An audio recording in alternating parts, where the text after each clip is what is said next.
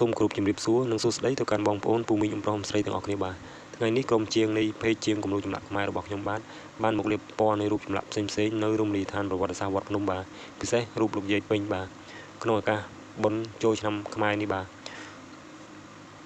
ក៏សូមអរគុណទៅដល់បងស្រីចិន្តាដែលតែងតែទំនាក់ទំនងមកកាន់เพจខ្ញុំបាទសម្រាប់ធ្វើការងារនេះក៏ដូចជាបងប្អូនពូមីងអ៊ំដែលជាក្រុមការងារនៅរមណីយដ្ឋានប្រវត្តិសាស្ត្រវត្តភ្នំទាំងអស់ដែលបានផ្ដល់ឱកាសហើយព្រមទទួលយកសេវាកម្មលាបពណ៌ពីเพจរបស់ខ្ញុំនេះបាទ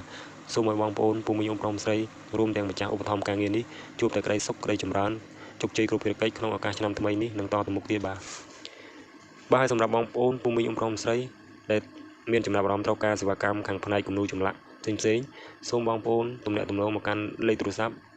ដែលខ្ញុំបានដាក់នៅក្នុងវីដេអូនេះផ្ទាល់តែម្ដងបាទរូបភាពរបស់ខ្ញុំមានទទួលគូគំនូរគ្រប់ប្រភេទតាមជញ្ជាំងផ្សេងដូចជាព្រះវិហារសាលាឆាន់កុដិចេតិយព្រមទាំងព្រះបទគ្រប់ຂ្នាតគ្រប់ទំហំធ្វើឆាត់រួតធ្វើគំនូរផុសពីស៊ីម៉ង់និងជ័រស្មាច់គ្រប់យ៉ាងធ្វើដំបូលផុសក្រោយបល្ល័ង្កព្រះធ្វើពុំនិងក្បាច់ផ្សេងរៀបថ្មភ្នំទឹកជ្រោះសិប្បនិមិត្តអាងចិញ្ចឹមត្រីឆ្នៃពណ៌ម៉ូដតាមជញ្ជាំងហាងផ្ទះសំណាក់សន្តាគារផ្សេងបាទដូចនេះបើសិនជាបងប្អូនមានចំណាប់អារម្មណ៍ខាងផ្នែក